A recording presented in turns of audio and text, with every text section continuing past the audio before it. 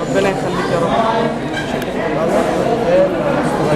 تسلم، ربنا يخليك. انا اللي مبسوطه جدا ان هم دعوني، وبصراحه حسيت بالامل ان لسه في مؤسسات ممكن تكون فعلا بتشتغل مع الشباب، ودي حاجه سعدتني جدا ان رئيسها واحد شاب.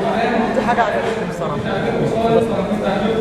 طب ممكن حضرتك تكلمنا شويه عن اهداف المؤسسه؟ أنا بس عايزة أوضح نقطة معينة.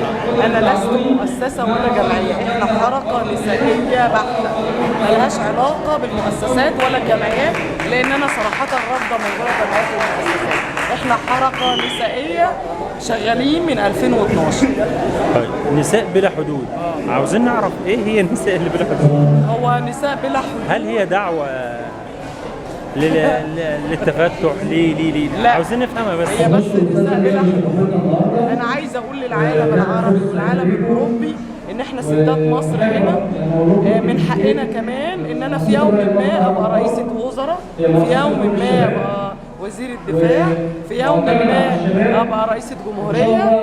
فبلا حدود اللي هي طموحاتنا بلا حدود. وأول حاجة نفسي هنا العالم العربي يعترف ان المرأة المصرية قادرة على انها تقود دولة، ومن حقنا ان احنا في يوم ما يبقى عندنا مجلس وزراء، وهو ده ان شاء الله اللي بنحاول نعد كوادر معينة نسائية باذن الله. واتمنى ان هم يعملوها حتى بالانتخابات، هيلاقوا الستات هي اللي كسبت. تفتكر حضرتك لو في انتخابات رئاسة جمهورية تنزلي؟ انزل طبعا، انزل اكيد ببرنامج برنامج طبعا انزل. ايوه.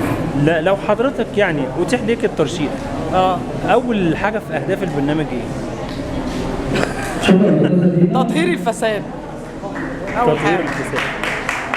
تطوير الفساد، تطوير التعليم حقيقي، تطوير الصحه حقيقي، اختيار كوادر حقيقيه من الوزارات الشبابيه وليس عواجيز الفرح. بس اعتقد كده يعني. ماشي يا فندم.